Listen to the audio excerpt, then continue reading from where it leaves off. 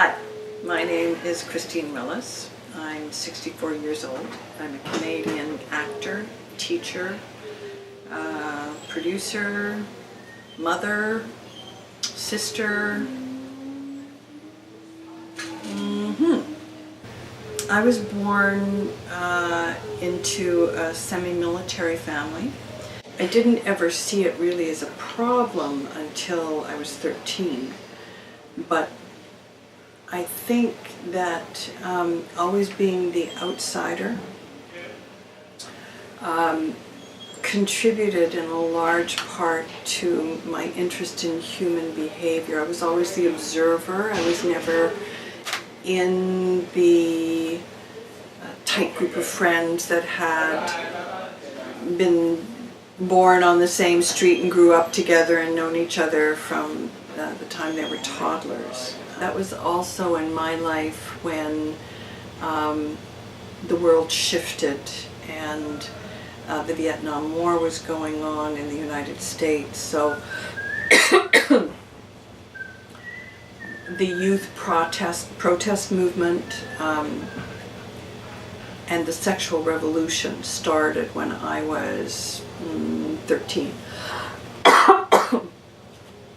And because I was in a situation that I wasn't happy with, it made it very easy for me to join the rebellion.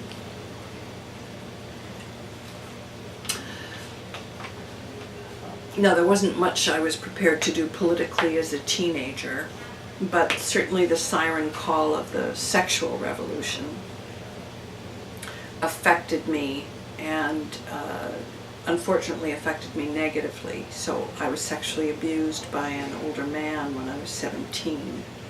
And at that time, there was no talking about that particular kind of abuse. It was not a violent encounter with a stranger. It was somebody that I had been dating. And so there were very, very few resources available for young women at that time. But because it was the sexual revolution, and it was also the time when women's liberation was coming to the forefront, the Canadian government funded women's centers, and the city that I was in had one.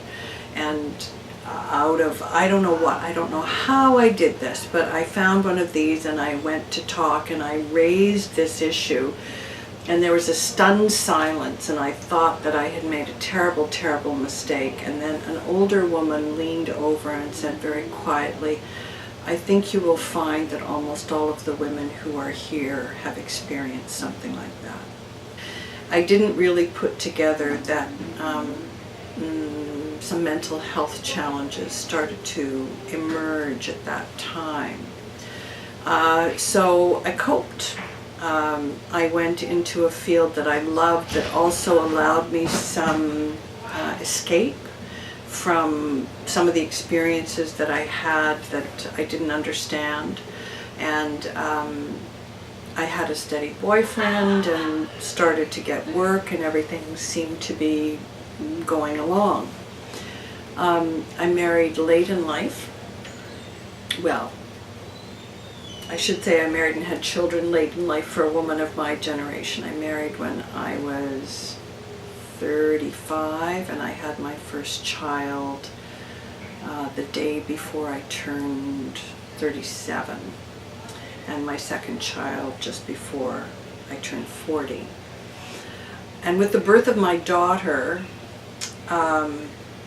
a very big challenge happened. There was lots of contributing factors, but I was triggered, which I later found out was quite common, into post-traumatic stress. So I had flashbacks and real issues, and my marriage broke down at the same time. So while I was struggling with these now very obvious mental health issues associated with post-traumatic stress, I also became a single mother and became the sole financial supporter for my children when they were with me. I was determined, however, that I would model for my children the old adage that when the going gets tough, the tough get going, and that I was going to do everything in my power to not become a welfare mother, to model for them that it was possible to get through tough times. If you needed help, you asked for help and you got it, and you kept asking for it until you really felt that you were competent to move forward in your life. So when I started to encounter difficulty, it's very challenging if you're in an abusive relationship or if you've been sexually abused and you're going through post-traumatic stress. There's a year-long lineup to get into group therapy, let alone individual therapy, and women are usually in situations of poverty, not always, but that's quite common. So 12-step programs are free. Any 12-step program. You don't have to be an alcoholic to go to an AA meeting and be inspired by the stories of people who have turned their lives around, because that's what you need. You need hope that you can turn your life around. And one way to get that hope is to go and hear how other people did it. It's extraordinary to me that in this time of real stress was also when because I had to get work and I had to support my children, I developed a whole new skill set, which was acting for the camera, and I had some success in that field and was able to support my children, you know, against all odds. I was under terrible pressure to get a real job, you know. I'm a very unlikely artist. I don't look like an actor, I don't think. I don't come from a family that was artistically inclined at all. I come from a long line of peasants. So to be able to have a life of the imagination when I was completely surrounded by people who are practical is a miracle. To me, it is an absolute miracle, and one that I do not take for granted. Personally, I'm most proud of protecting my children. And modeling for them that every family has some damn thing or other. We got dealt a certain hand of cards that was nobody's idea of fun, but lots of family got the same kind of deal with that, and they do, and it's not an excuse to fall apart or not meet your responsibilities or do the best you can in the circumstances that you're in. The realization that I had to pay my rent every month, whether I wanted to or not, whether I felt the landlord deserved it or not, and whether I had the money or not. That was like, oh my God. I wasn't fiscally literate when I was a young person, so that was a big shock. And then choosing a field that's self-employed, where you're never really sure where your next paycheck's coming from, that's all been quite something to negotiate. Where I am now, which is very vocal feminist, especially in my field, I work with my union, using strategies to end gender inequality in the field of screen-based media, an educator, because it took me a very long time to get to the point that I had a reliable technique. So some of these situations that I found myself in was as a result of naivety of not really understanding how people worked. So perhaps as a result, compared to the innocent person that I was as a teenager, I now consider myself a realist to the point of a cynic.